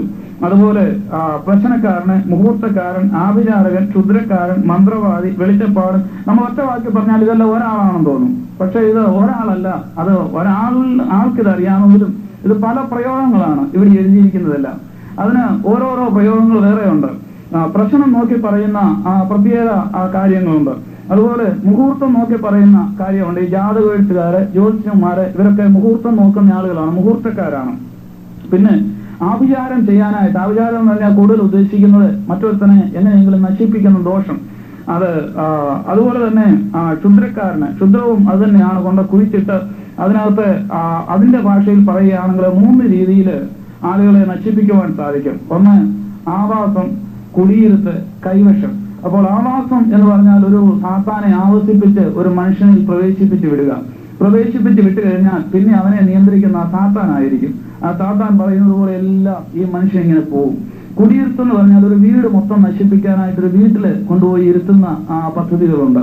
പിന്നെ കൈവശം എന്ന് പറയുന്നത് ചില പ്രത്യേക മന്ത്രങ്ങളൊക്കെ ഓതി ചില പച്ചമരുന്ന് തുള്ളികളൊക്കെ ആഹാരത്തിനകത്ത് ചേർത്ത്, മനുഷ്യന് ഇഷ്ടമുള്ള ചില പ്രത്യേക ആഹാരത്തിനകത്തൊക്കെ ചേർത്ത് ഇവനറിയാതെ തന്നെ ഇവരുടെ അകത്ത് പിടിപ്പിച്ചിട്ട് സ്നേഹിച്ചിരിക്കുന്ന രണ്ടുപേരെ തമ്മിൽ തല്ലിക്കാനും, തമ്മിൽ തല്ലിയിരിക്കുന്ന രണ്ടുപേരെ തമ്മിൽ സ്നേഹിപ്പിക്കാനും, കെട്ടിക്കാതിരിക്കുന്ന പെണ്ണിനെ കെട്ടിപ്പിച്ചു വിടാനും, അതിനെ നല്ലൊരു ചെറുക്കം വന്ന് അവൻ പിന്നെ ഒടുവിൽ പറയും എനിക്ക് ആ പെണ്ണിനെ, ആ കോങ്കണ്ണിയെ മാത്രം മതി, അല്ലെ പല്ലില്ലാത്ത പെണ്ണിനെ മാത്രം മതി, അങ്ങനെ ആ രീതിയിലൊക്കെ ചെയ്യുന്നതാണ് കൈവശം എന്നൊക്കെ പറയുന്നത്. അത് തിരിച്ചും പല രീതിയിൽ സംഭവിക്കും. അപ്പോൾ ഇതിനെക്കുറിച്ചൊക്കെ കുറഞ്ഞ പക്ഷെ അറിഞ്ഞിരിക്കേണ്ടത് എന്തിനാണെന്ന് ചോദിച്ചാൽ, ഇങ്ങനെയുള്ള ഒരു ദർശനം കിട്ടിക്കഴിഞ്ഞാൽ, അല്ലെങ്കിൽ ആ വ്യക്തിക്ക് ഇന്നതാണെന്ന് മനസ്സിലായാൽ ഉടൻ തന്നെ നമുക്ക് മനസ്സിലാകും ഇത് ഇന്നതാണല്ലോ സംഭവം.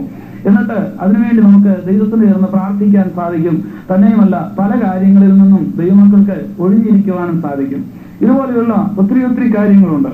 എന്നാൽ പ്രശ്നം, ക്ഷുദ്രം, ആഭിചാരം, വെളിച്ചപ്പാട്, ലക്ഷണം പറയുന്നവര് സാധാരണ നമ്മുടെ വീടുകളിൽ വരാറില്ല. പക്ഷേ പല ക്രിസ്ത്യാനികളുടെയും വീടുകളിൽ ഇത് ചെല്ലാറുണ്ട്. അങ്ങനെ നമ്മുടെ നാട്ടിലെ പല ആളുകളുടെയും വീടുകളിൽ ചെല്ലുന്നത് ഇതിന്റെ പേര് മാസിക എന്നാണ്. ആ മാസികയില് ലക്ഷണം പറയുന്ന ഒരുത്തനുണ്ട്. ആ മാസികയ്ക്ക് പല പേജുകൾ ഉള്ളതില് ഏറ്റവും ഒടുവിലത്തെ പേജിലാണ് ലക്ഷണം പറയുന്ന പുള്ളിക്കാരൻ ഇരിക്കുന്നത്. അത് മലയാളത്തിൽ മാത്രമല്ല ഇംഗ്ലീഷിലെ മാസികകളിലും ഉണ്ടെന്നാണ് എന്റെ അറിവ്. അതുകൊണ്ട് ആളുകൾ ഇത് കൈ കിട്ടിക്കഴിഞ്ഞാൽ ഉടനെ ആദ്യം ലക്ഷണക്കാരനെ നോക്കും. ലക്ഷണക്കാരൻ എന്ന് പറഞ്ഞാല് എന്റെ ഈ ആഴ്ചത്തെ വാരഫലം എന്താണ് എന്ന് നോക്കുന്ന ആളുകളെ നമുക്ക് ക്രിസ്ത്യാനികളുടെ ഇടയിൽ കാണാൻ സാധിക്കും. സൂക്ഷിച്ചോണം, ലക്ഷണക്കാരനാണ്, അവനെ കല്ലെറിഞ്ഞ് കൊല്ലണം, മാസികയല്ല, ഇത് നോക്കാൻ പാടില്ല, നോക്കിയാൽ ഇത് വലിയ ശിക്ഷയാണ്, അങ്ങനെ ഇവിടുത്തെ പോകരുത് എന്നാണ് പറയുന്നത്. അപ്പോൾ അങ്ങനെയുള്ള ചില ഉദാഹരണങ്ങൾ ഞാൻ ഇടയ്ക്ക് പറയുന്നത് എന്തിനാണെന്ന് ചോദിച്ചാല്, നമ്മൾ അറിയാതെ നമ്മളെ വഞ്ചിക്കാൻ സാത്താൻ ചില തന്ത്രങ്ങൾ ഉപയോഗിച്ചു കൊണ്ടുവരുന്നുണ്ട്.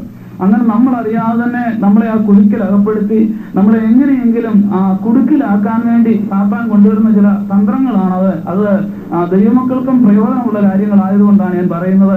ആരെങ്കിലും എവിടെയെങ്കിലും ഇനി ഗുണപ്പെടാത്തവരാരെങ്കിലും ഇത് നോക്കുന്നത് കണ്ടാൽ ഉടനെ പറഞ്ഞു കൊടുത്തോണം, ഇത് സാത്താന്റേതാണ്, ഇത് ദൈവത്തിൻ്റെതല്ല, ഇതിന്റെ പേര് ലക്ഷണക്കാരനെന്നാണ്.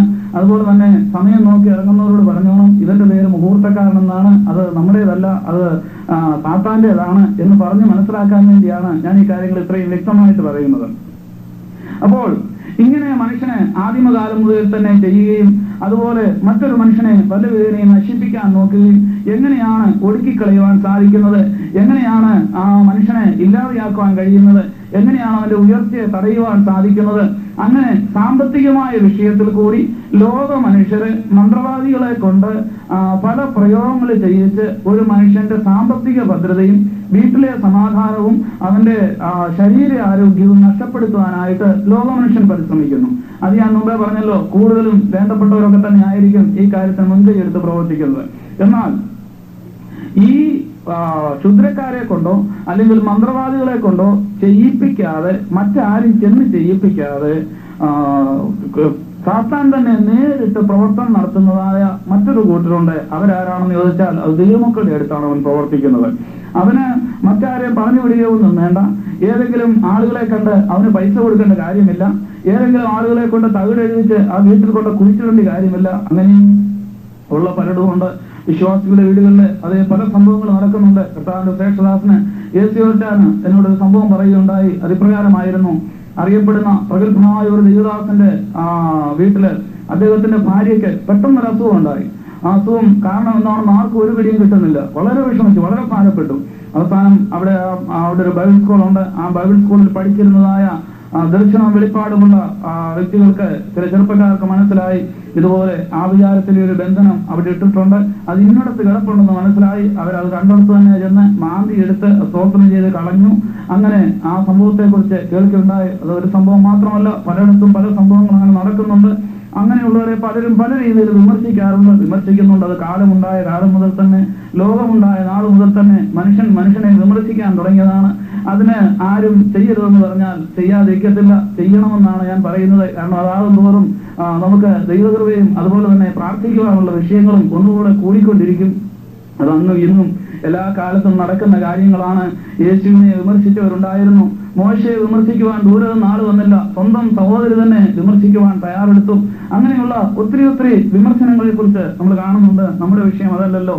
എന്നാൽ അങ്ങനെ ദൈവമക്കളെ പോലും കഴിയുമെങ്കിൽ വൃതന്മാരെ പോലും തെറ്റിച്ച് കളയുവാനായിട്ട് സാത്താൻ കൊണ്ടുവരുന്ന ചില തന്ത്രങ്ങളിൽ രണ്ടെണ്ണമാണ് ഞാൻ പറഞ്ഞത്.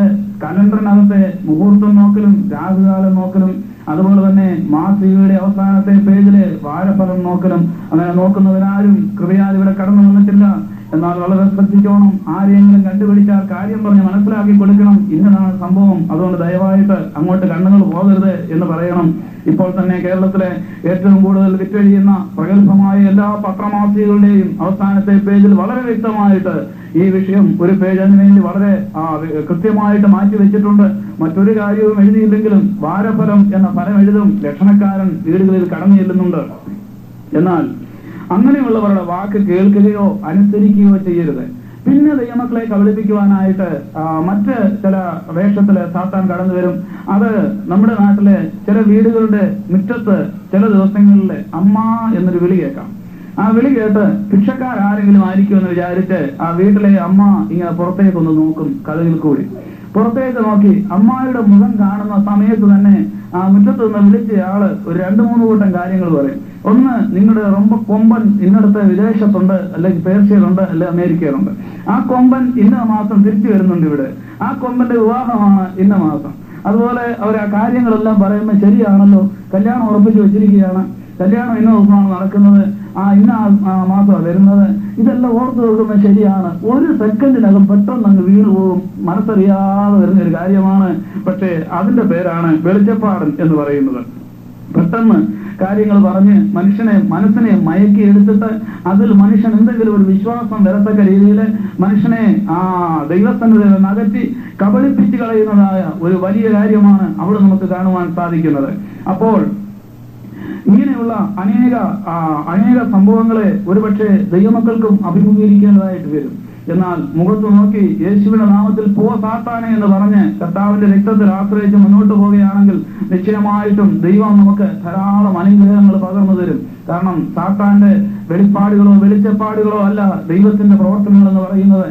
സാത്താൻ പറയുന്ന ഏത് കാര്യവും അത് ദൈവകൃപയിലായി കഴിയുന്ന ഒരു ദൈവവേദനയെ ബാധിക്കാതെ വണ്ണം ദൈവം ആ വ്യക്തിയെ തന്റെ കരങ്ങളിൽ സൂക്ഷിക്കുന്നു എന്നുള്ള ഒരു സത്യമാണ്. ഞാൻ തന്നെ എഴുതി കൊടുത്ത ഒരു ജാതകം, അത് ദൈവം അത് തിരുത്തി കുറിച്ച ചരിത്രം എന്റെ അനുഭവത്തിലുണ്ട്. ആ കുട്ടി ഇപ്പോൾ ന്യൂയോർക്കിൽ തന്നെ ഉണ്ട്. ആളിനെ ഞാനിപ്പോൾ വെളിപ്പെടുത്തുന്നില്ല. ഞങ്ങളുടെ നാട്ടില് അത് എന്റെ അടുത്ത് ജാതകം എഴുതിക്കാൻ വന്നു. ഞാൻ എഴുതി കൊടുത്തു. ആ കുട്ടിക്ക് ഇത്ര വയസ്സ് കംപ്ലീറ്റ് ചെയ്യുന്ന അന്ന് ഇന്ന സംഭവം ഉണ്ടാകും എന്ന് എഴുതി കൊടുത്തു. അതിനു മുമ്പ് ഓരോ മാസത്തെ സംഭവങ്ങൾ എഴുതി അതുപോലെ സംഭവിച്ചു വന്നു. ഞാൻ ഇവിടെ വന്ന് ഇറങ്ങിക്കഴിഞ്ഞപ്പോൾ അത് എന്നെ വിളിച്ചിട്ട് ചോദിച്ചു, ഇതുപോലെ ഉള്ള സംഭവം ഇനി ഇത്രാമത്തെ വയസ്സാണല്ലോ സംഭവിക്കാനിരിക്കുന്നത്, അതിനി ഇത്ര മാസം കൂടെ ഉള്ളൂ, എന്താ കാണാവോ എന്ന് ചോദിച്ചു. അപ്പോൾ അതിനൊന്നും ഞാൻ അറിഞ്ഞു, ആ പെൺകുട്ടി രക്ഷിക്കപ്പെട്ട് കർത്താവിനെ സ്വന്തം രക്ഷിതാവായിട്ട് സ്വീകരിച്ചു. അങ്ങനെ വിശ്വാസത്തിനാണ് സ്വീകരിച്ചു. ഇപ്പോൾ ദൈവകൃപയിലാണെന്ന് എനിക്ക് മനസ്സിലാക്കുവാൻ ഇടയായി തീർന്നു. ഇവിടെ വന്ന് അവിടെ വേണ്ടപ്പെട്ടവരൊക്കെ അങ്ങനെയുള്ള ആരാധനയിലാണ് കടന്നുപോയിക്കൊണ്ടിരിക്കുന്നത്. ഞാൻ പറഞ്ഞു, ഒരു കാലത്ത് ഇനി അത് സംഭവിക്കാൻ പോകുന്നില്ല, ഒന്നുകൊണ്ടും പേടിക്കണ്ട, പക്ഷേ നിൽക്കുന്ന കൃപയിലങ്ങ് നിന്നേറ്റാൽ മതി, ഇല്ലെങ്കിൽ വല്ലതൊക്കെ കയറി സംഭവിച്ചെന്നിരിക്കും. കാരണം ഒരു ദൈവവേദനയെ സംബന്ധിച്ചിടത്തോളം ഏതെല്ലാം കാര്യങ്ങള്, ഏതെല്ലാം വ്യതിയാനങ്ങൾ എവിടെയെല്ലാം നടന്നെന്ന് പറഞ്ഞാലും, ലോകത്തിലെ മുഴുവൻ മന്ത്രവാദികളും കൂടി ഒന്നിച്ച് നോക്കിയെന്ന് പറഞ്ഞാലും, ലോകത്തിലുള്ള എല്ലാ വെളിച്ചപ്പാടന്മാരും ശകനവാദികളും ഒന്നിച്ച് എതിരായിട്ട് അണിനിരന്നെന്ന് പറഞ്ഞാലും, എല്ലാ സാത്താന്യ ശക്തികളും തലവനായ ലൂസിഫർ ഉൾപ്പെടെ വന്ന് മുൻപിൽ നിന്നെന്ന് പറഞ്ഞാലും, ഒരു ദൈവവേദനെ വീഴിക്കുവാൻ ഒരൊറ്റ വ്യക്തിക്ക് മാത്രമേ കഴിയുകയുള്ളൂ. അത് അവന് തന്നെയാണ്. അവൻ വീഴാതിരുന്നാൽ ആർക്കും വീഴിക്കുവാൻ കഴിയുകയില്ല. നമ്മൾ സ്വയമായിട്ട് മനസ്സില് സാത്താന്റെ തന്ത്രങ്ങളിൽ കുടുങ്ങിപ്പോയെങ്കിൽ അതിൽ കൂടി അവൻ പഴുതെടുത്ത് അകത്ത് കയറുവാൻ ഇടയായി തീരും. ഒരു കാലത്തും ശുദ്ധനം ചെയ്താൽ ഏൽക്കാത്ത ഒരു കൂട്ടരാണ് ഇന്ദ്രിയജയമുള്ള കൂട്ടർ എന്ന് പറയുന്നത്. അതിനെക്കുറിച്ച് ഞാൻ അധികം വിശദീകരിക്കുന്നില്ല. ഇത് ഏൽക്കാതിരിക്കുവാൻ അത് അനേക കാര്യങ്ങള് ദൈവവചനത്തിന്റെ വെളിച്ചത്തിലുണ്ട്. എന്നാൽ വിശുദ്ധ വേദപുസ്തകം പഠിച്ചു കഴിഞ്ഞപ്പോഴാണ് എനിക്ക് മനസ്സിലാക്കുവാൻ ഇടയായി തീർന്നത്, അയ്യോ ഈ കാര്യങ്ങളൊക്കെ അന്ന് ആശാൻ എന്നോട് പറഞ്ഞു തന്നിട്ടുണ്ട്. ചില കാര്യങ്ങളുള്ളവർക്ക് ഈ ക്ഷുദ്രം ചെയ്താൽ ഏക്കത്തില്ല. അതുകൊണ്ട് ചെയ്യുന്നതിന് മുമ്പേ ഒരു കാര്യം ചെയ്യണം, ആദ്യം അവരുടെ ജാതകം എഴുതണം. ഈ ഇബ്ലീസുകളെ വിളിച്ച് ചോദിക്കണം, ഇവന് എന്ന് ജനിച്ചു, എപ്പം ജനിച്ചു, നാളെന്തമാണ്, ഏത് നാളിലാണ് ജനിച്ചിരിക്കുന്നത്, അപ്പോൾ ഇവൻ എപ്പോഴേത് ദിശയിൽ നിൽക്കുന്നു, ശനിയാണോ ശുക്രനാണോ വ്യാഴമാണോ ബുധനാണോ എന്ന് നോക്കണം. നോക്കിയിട്ട് അതിനുശേഷം ഇവൻ ഏതിൽ നിൽക്കുന്നു എന്ന് ശുക്രൻ അല്ലെങ്കിൽ മാത്രമേ ചെയ്യാൻ നോക്കാവൂ. അങ്ങനെ ചെയ്യുന്നതിന് മുമ്പ് ഇവൻ ഇന്ദ്രിയം ഉള്ളവനാണോ എന്ന് ഇവനെ ഒന്ന് നോക്കണം. അങ്ങനെയുള്ളവനാണെങ്കിൽ ചെയ്യരുത്. ചെയ്തു കഴിഞ്ഞാൽ നേരെ തിരിച്ചുകൊണ്ട് വരും. സംഗതി കുഴപ്പമാകും, ഒടുവിൽ ചെയ്യുന്നു തട്ടിപ്പോവും. ഈ കാര്യങ്ങളെല്ലാം വളരെ വ്യക്തമായിട്ട് പഠിപ്പിച്ചു. എന്നാൽ ദൈവവചനം പഠിച്ചപ്പോൾ എനിക്ക് മനസ്സിലാക്കുവാൻ ഇടയായി തീർന്നു.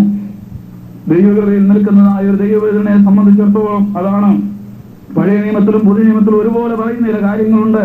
സംഖ്യാപുസ്തകത്തിൽ വളരെ വ്യക്തമായിട്ട് പറഞ്ഞിരിക്കുന്നു, ആ വിചാരം ഇസ്രായേലിന് ഫലിക്കയില്ല, ലക്ഷണവിദ്യ യാക്കോബിന് പറ്റുകയില്ല. ഏതെല്ലാം മാത്യകൾ എങ്ങനെല്ലാം ലക്ഷണം പറഞ്ഞാലും, ഏതെല്ലാം ലക്ഷണക്കാർ ഇതിലെല്ലാം പോയി കൈ നോക്കിയാലും, ഏതെല്ലാം ലക്ഷണം പറച്ചിലുകാർ ഏതെല്ലാം മുഖം നോക്കി ലക്ഷണം പറഞ്ഞു ും തകിടം മറിയുന്നു എന്ന് നമുക്ക് കാണുവാൻ സാധിക്കും.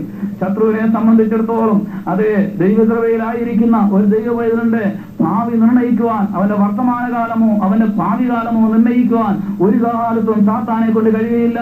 ലോകത്തിൽ എത്ര ജ്യോതിഷന്മാർ എഴുതിയാലും, എത്ര ശാസ്ത്രജ്ഞന്മാർ കൈ നോക്കിയാലും, ഏതെല്ലാം ഹസ്തരേഖ പഠിച്ചിട്ടുള്ളവർ നോക്കിയാലും, ഏതെല്ലാം പ്രശ്നക്കാര് ഏതെല്ലാം അഞ്ജനക്കാര് അതെ കല്ലുകളൊക്കെ ഇട്ട് നോക്കുന്ന രീതിയാണത്. ഇതുകൂടാതെ മഷിയിട്ട് നോക്കുന്നതുകൊണ്ട്, പച്ചില പറിച്ച് നോക്കുന്നതുകൊണ്ട്, അതുപോലെ മോതിരക്കല്ലിനകത്ത് നോക്കുന്നതുകൊണ്ട്, ഇങ്ങനെ പല രീതിയിൽ നോക്കും. ചാണകം കലക്കി വെച്ച് അതിനകത്ത് നോക്കുന്നതുകൊണ്ട്, ചാണകം കലക്കി വെച്ചൊക്കെ ചെയ്യുന്ന പരിപാടി എന്നൊക്കെ പറഞ്ഞാൽ പാമ്പിനെ വരിച്ച് വിഷമെടുക്കുന്നതിന് ചാണകം കലക്കി വെച്ചൊരു മന്ത്രമുണ്ട്. ആ മന്ത്രം ചൊല്ലി നട്ടുച്ച നേരത്തെ 12 മണിക്ക് സൂര്യന്റെ മുന്നിലിരുന്ന് ആ വെട്ടിത്തിളങ്ങുന്ന വെയില് ഈ ചാണക ഇതിനകത്ത് പാത്രത്തിനകത്ത് അടിച്ച്, ആ ചാണക ലായനിയില് വെയിൽ നല്ലതുപോലെ അടിച്ച് അതിൽ നോക്കിയിരുന്നു കൊണ്ട് മുൻപില് ഇലകളും അതിന് വേണ്ടുന്ന മലരും പഴവും അകലെയാണെങ്കിലും അത് ഇത്ര മിനിറ്റുകൾക്കകം അത് അതുപോലെ വേഗത്തിൽ വന്നിട്ട് മുൻപിൽ വന്ന് ഈ കടിച്ചയാളിനെ വീണ്ടും കൊത്തി, അതിനുശേഷം പിന്നെ തിരിഞ്ഞു മറിഞ്ഞ് അവിടെ നിന്ന് ഡാൻസ് കളിച്ച് അവിടെ തന്നെ വീണ് അത് ആ സമയത്ത് തന്നെ ചാകും. ഇങ്ങനെയൊക്കെയുള്ള മന്ത്രങ്ങള് അന്ന് ഞാൻ പഠിച്ചിട്ടുണ്ട്. ഏതായാലും കൃപയാൽ അതൊന്നും ചെയ്യാൻ ഇടയായില്ല. അതിനു മുമ്പ് ദൈവകൃപയാല് അവിടെ നിന്ന് ദൈവമേ രക്ഷപ്പെട്ടു പോകുന്ന കാര്യം ഓർക്കുമ്പോൾ എനിക്ക് എത്രമാത്രം ദൈവത്തെ സ്തുതിച്ചാലും മതിയാകത്തില്ല. ഞാൻ എന്റെ ആശാനോട് ഒരിക്കൽ ചോദിച്ചു, ആശാനെ എന്നെ എന്താ ഇത് പഠിപ്പിക്കാൻ കാര്യം? മറ്റാരെയും മക്കൾ 2 പേര് ആമ്പിള്ളാരുണ്ടല്ലോ, അവരിൽ ആരെങ്കിലും ഒരാളെ പഠിപ്പിച്ചിരുന്നെങ്കിൽ അവരും ഭാവിയിൽ വലിയ കോടീശ്വരന്മാരായി തീരുകയില്ലായിരുന്നു. അപ്പൊ എന്നെ മാത്രം എന്താ ഇത് പഠിപ്പിക്കാൻ കാര്യം എന്ന് ചോദിച്ചപ്പോൾ ഇതിനടിമയായി കഴിഞ്ഞ ആശാൻ എന്നോട് സത്യം തുറന്നു പറഞ്ഞു, കുഞ്ഞെ അത് നിന്നെ പഠിപ്പിക്കാൻ കാര്യമുണ്ട്. എന്റെ മക്കളെ പഠിപ്പിച്ചാല് അവർക്കും എന്റെ ഈ ഗതിയെ വരത്തുള്ളൂ.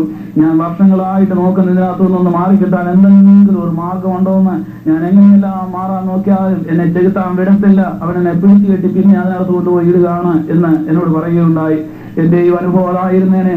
എന്നാൽ എനിക്ക് എങ്ങനെയാണ് അതിൽ നിന്ന് മോചനം ലഭിക്കുമെന്ന് ചോദിച്ചാൽ, എനിക്ക് വേണ്ടി കരയുന്ന അനേക ദൈവമക്കള്, എന്റെ മാതാപിതാക്കള്, എന്റെ സഹോദരങ്ങള്, എന്റെ 2 സഹോദരന്മാര് അത് പാസ്റ്റർമാരാണ്. അവര് ഒരാള് നാട്ടിലും ഒരാള് ഇപ്പോൾ ഫ്ലോറിഡയിലും കർത്താവിന്റെ വേലയിലായിരിക്കുന്നു.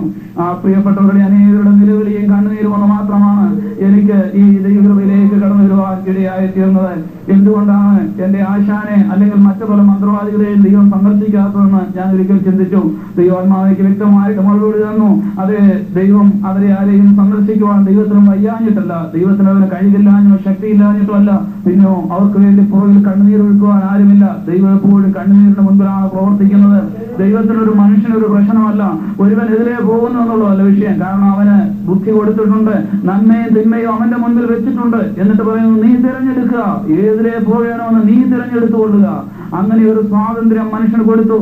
എന്നാൽ മനുഷ്യൻ അനേകരും തിരഞ്ഞെടുക്കുന്നത് നാശത്തിന്റെ വഴിയാണ്. അതിനുവേണ്ടി സാത്താൻ അവനെ പ്രേരിപ്പിക്കുന്നു എന്നുള്ളതാണ് അതിന്റെ സത്യം. ആ പ്രേരണയിലകപ്പെട്ട് ആ വിശാലമായ വഴിയിലേക്ക്, നാശത്തിന്റെ പാതയിലേക്ക് മനുഷ്യൻ നീങ്ങുന്നു. എന്നാൽ അതിൽ നിന്ന് മനുഷ്യൻ തിരിച്ചു വരണമെങ്കിൽ ദൈവമക്കളുടെ കണ്ണുനീരും പ്രാർത്ഥനയും ഇടപെടാതെയുള്ള നിരന്തരമായ പ്രവർത്തനവും വളരെ ആവശ്യം തന്നെയാണ്. അതിന്റെ മുൻപിലാണ് കൃപയാല് ഈ ഏഴയായി എന്നെയും എന്റെ കർത്താവ് രക്ഷിച്ച് ഇന്ന് ഈ നിലയിലായി തീരുവാൻ എനിക്കിടയായത്. അതിലുള്ള അനേക സംഭവങ്ങള് അത് എനിക്കിപ്പോൾ വലിയ വേദനയോടും വലിയ ഞെട്ടലോടും കൂടി മാത്രമേ അന്നത്തെ ചില കാര്യങ്ങളെ കുറിച്ച് ഓർക്കുവാൻ സാധിക്കുകയുള്ളൂ. ചില ദിവസങ്ങളിൽ ചില കൂടിയ തകിടുകൾ എഴുതാനും, കൂടിയ ചില ബാധകളെ ഇറക്കാനും, ചിലതിനെ കാഞ്ഞിരുത്തു മുട്ടിയെ തറയ്ക്കാനും, ചിലതിനെ പാലെ കൊണ്ട് തറയ്ക്കാനും ഒക്കെ ആയിട്ട് പോയിട്ടുള്ള ദിവസങ്ങളുണ്ട്. അപ്പോൾ ആ കൂടിയിരിക്കുന്ന ബാധയുടെ ആ വലിപ്പ ചെറുപ്പം അനുസരിച്ചാണ് കരിങ്കോഴിയുടെ എണ്ണം നിശ്ചയിക്കുന്നത്. 21 കരിങ്കോഴിയുടെയൊക്കെ ആ രക്തം സാത്താന് വേണ്ടി കുടിക്കുക എന്ന് പറഞ്ഞാൽ ആ നീചമായ സംഭവങ്ങളൊക്കെ ഓർത്തു കഴിയുമ്പോൾ എന്റെ ജീവിതത്തില് അയ്യോ ഇത്ര പെട്ടെന്ന് ഈ ദൈവത്തിന്റെ സന്നിധിയില് നേരത്തെ വന്നിരുന്നെങ്കിൽ അയ്യോ ഇതിനൊന്നും പോകണ്ടായിരുന്നല്ലോ, എന്ത് നീചമായ കാര്യങ്ങളാണ്. അതുപോലെ തന്നെ ചില ബലികള് അവയെക്കുറിച്ച് പരസ്യമായിട്ട് പറയുവാൻ പലതും ഞാൻ മടിക്കുന്നു. കാരണം അങ്ങനെയുള്ള അനേക സംഭവങ്ങൾ ആ വ്യക്തികളെല്ലാവരും തന്നെ ഞാൻ പോയിട്ടുള്ള വീടുകളും ചെയ്തിട്ടുള്ള വ്യക്തികളും 99% ഇന്നും ജീവിച്ചിരിക്കുകയും നമ്മുടെ നാട്ടിലും അതുപോലെ ചില അമേരിക്കയിലെ ചില സ്റ്റേറ്റുകളിലൊക്കെ ഉണ്ട്. അങ്ങനെയൊക്കെയുള്ള ചില വ്യക്തികളാണ് ഞാൻ തുടർന്നുള്ള ദിവസങ്ങളിൽ പരാമർശിക്കുന്നതായ സംഭവങ്ങൾ. അങ്ങനെയുള്ള ചില വീടുകളിൽ നടന്നതായ ചില സംഭവങ്ങളാണ് എൻ്റെ അനുഭവത്തിൽ കൂടി പറയുവാൻ ഞാൻ ആഗ്രഹിക്കുന്നത്.